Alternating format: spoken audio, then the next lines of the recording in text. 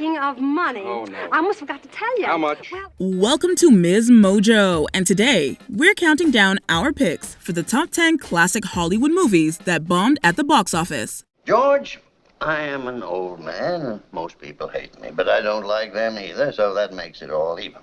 For this list, we'll be looking at the biggest box office disasters from Hollywood's classic era. Some found their audience in later re-releases, while others nearly brought their makers to financial ruin. But they all failed to meet expectations. We're only counting flicks made before 1980.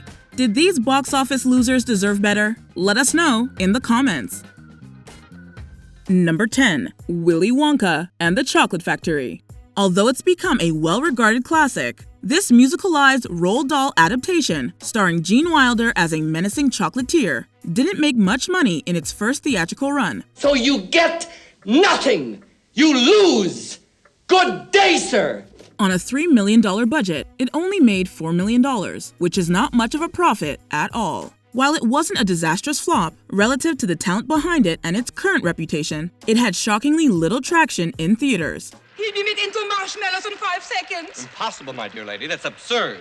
Unthinkable. Considering its weirdness, it's not hard to imagine it didn't click with audiences right away. Like many movies that suffered the same fate, it was almost lost in limbo before finding a new life on television and home video. A little nonsense now and then is relished by the wisest men.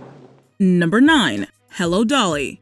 In 1969, the big-budget Hollywood musical was already on the way out. Hello, Dolly probably burned up whatever gas the genre had left. I'll discreetly use my own discretion.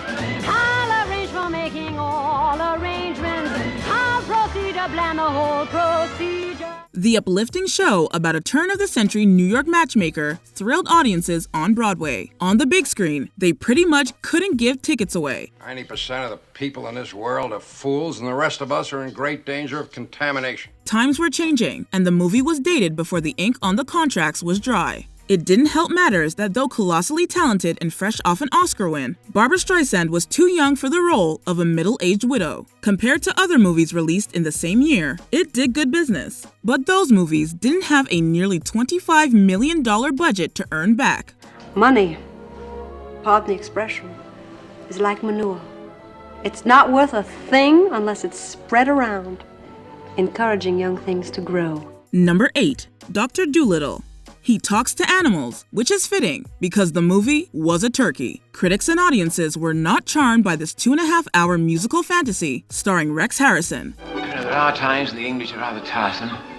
With a budget topping out at $17 million, its paltry $9 million at the box office was a major disappointment for everyone involved. Even the live animal performers apparently weren't fans. They couldn't stop doing their business on the set or on the people working on the film. Absolutely fascinating. There's no doubt about it. Animals are much more interesting than people. Despite failing to please virtually anyone, 20th Century Fox managed to campaign hard enough to get Dr. Dolittle 9 Oscar nominations. They must have figured if they couldn't earn profit or praise, they could at least get a little prestige for their money. But really, people are awfully nice. What are you going to do with them? Well, we could make ourselves a couple of nice overcoats for a start. Number 7. The Fall of the Roman Empire. With an all-star cast, gorgeous and expansive sets, and a London premiere, The Fall of the Roman Empire ticked a lot of boxes. But these are not the frontiers Rome wants. Rome wants and needs human frontiers. Gossip columnist Hedda Hopper declared that it would make millions. She was technically correct. It made $4.8 million to be exact, against a $16 million budget. I say no! We are Romans, warriors. Let us rid our minds of this poisonous idea. This little-remembered epic doesn't actually depict the fall of Rome, but a succession crisis that threatens to incite the fall of Rome. False advertising aside, though, it's a 3-hour movie that critics called an incoherent and empty experience. The failure of the film bankrupted its production company, and in retrospect, barely registers as more than a blip on most of its major actors' filmographies. Oh, Mother Vesta, eternal mother of Rome, help me. Number 6. The Wizard of Oz. Given its reputation, it would be fair to assume that one of the reasons this one has stayed relevant for so long is because it made a boatload of money. That assumption would be wrong. Very well. I'll bide my time. The Wizard of Oz closed out its first theatrical run at a loss of over $1 million for MGM. Still, the studio wasn't too badly hurt, considering another epic they co-produced that year. Gone with the Wind was making a killing in theaters. What are you thinking about, Scarlett? I'm thinking about how rich we are.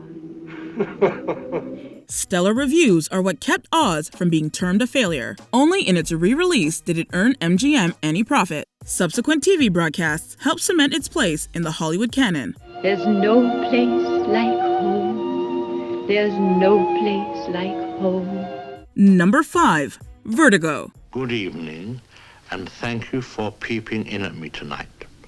I shall try to make it worth your while. By the late 1950s, Alfred Hitchcock had entered pop culture in ways no film director ever had. His movies were practically a brand all their own. Every week, television audiences saw him introducing short stories of the macabre on his Alfred Hitchcock Presents series. But his 1958 film, Vertigo, was altogether too weird for contemporary audiences. The idea is that the beautiful Mad Carlotta has come back from the dead and taken possession of Elster's wife.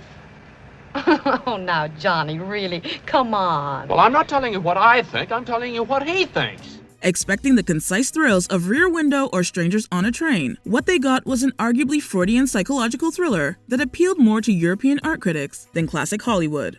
It's now considered by many to be one of the best films ever. In 1958, it barely made back its budget and was considered a financial and artistic misstep. It's a cinch. Here, I look up, I look down. I look up, I look down. Number 4. It's a Wonderful Life. Look, Daddy, teacher says every time a bell rings, an angel gets his wings. If you roll your eyes when this holiday classic comes on every December, you're not alone. Writer-director Frank Capra was known for a specific brand of idealism that may have struck post-war American audiences as a little too naive, considering what they'd been through. It also got under the craw of bankers who were not at all thrilled with the movie's unscrupulous villain, Mr. Potter. You're worth more dead than alive. Why don't you go to the riffraff you love so much and ask them to let you have 8,000? You know why? Because they'd run you out of town on a rail. It's a Wonderful Life just barely earned back its budget. The movie's ubiquity on TV was due in large part because the copyright lapsed in the 1970s and TV stations could broadcast it. Thus, a Christmas classic was born. Hey, hello, Bedford Falls! Merry Christmas! Number 3. Citizen Caine. Yet another masterpiece that didn't get its due in ticket sales. This one, however, had a helping hand. When word got around that Orson Welles was modeling his movie after the life of William Randolph Hearst, the controversial but powerful newspaper magnate pooled his resources. Really, Charles? People will think what I tell them to think. He banned any mention of Citizen Caine in his own papers. Furthermore, he had every Hollywood executive, gossip columnist, and theater owner who owed him a favor or had something to hide contribute to the blackout. You provide the prose poems, I'll provide the war. That's fine, Mr. Caine. Yes, I rather liked myself. Send it right away. I came to see you about this campaign of yours. Welles remained a target of Hearst papers long after the movie eked out the smallest of returns at the box office. Like many other movies on this list, its reputation and box office performance only grew with theatrical re-releases and TV broadcasts. I might have been a really great man. Don't you think you are? I think I did pretty well under the circumstances. Number 2. Freaks. After he made the smash hit Dracula for Universal, MGM tasked director Todd Browning with making a similarly horrific movie for their studio. For one who has not lived even a single lifetime, you are a wise man. Trouble started when the director cast real sideshow performers with physical disabilities in the film. However, while the movie treats the characters with empathy, the audience reaction was anything but empathetic. Their code is a law unto themselves. Offend one, and you offend them all. Test screenings and initial exhibitions saw people running out, disgusted by the movie and the physical differences it portrays. The reviews were downright scathing, and MGM pulled Freaks from theaters before its scheduled run was complete. Since then, it's found its audience and has received a warm and welcome reevaluation for its relatively humanizing portrayal of disabled people. Have I not told you? God, look after all these children. Before we unveil our top pick, here are a few honorable mentions. Bringing Up Baby. This now classic screwball comedy flopped in its initial release. Hold on, Susan! Hold on! Don't let go! Don't let go! David, look what I've done! The Rocky Horror Picture Show. Before its legendary midnight showings, it made pennies at the box office. Well, how about that? Well, babies, don't you panic. The Conqueror. John Wayne as Genghis Khan. Need we say more? I would speak further, but, Chappé, wait outside. Before we continue, be sure to subscribe to our channel and ring the bell to get notified about our latest videos. You have the option to be notified for occasional videos or all of them. If you're on your phone, make sure you go into your settings and switch on notifications. Number 1. Cleopatra. Many movies have had far more disastrous performances at the box office, but none of them needed to hit with audiences more than Cleopatra. I will not be told where I can go and where I cannot go. Since it's obviously nothing that you want of me. Except my throne. Plagued by production issues, a ballooning budget, and Elizabeth Taylor's myriad illnesses, the historical epic nearly tanked 20th Century Fox before it was even released. Considering the headaches, heartaches, and backaches it took to make, only excessive profits could make it all worthwhile. Yet, despite being the year's highest grosser, it was still a huge loss for the studio. You ask for 1/3 of the Roman Empire. Put it another way. I give to you 2/3. Most generous. Only after several years and a TV broadcasting deal did the movie break even. Since then, Cleopatra's production has become a legendary tale of Hollywood hubris. An exalted rank, attained not without certain, shall we say, sacrifice. Do you agree with our picks? Check out this other recent clip from MsMojo. And be sure to subscribe and ring the bell to be notified about our latest videos.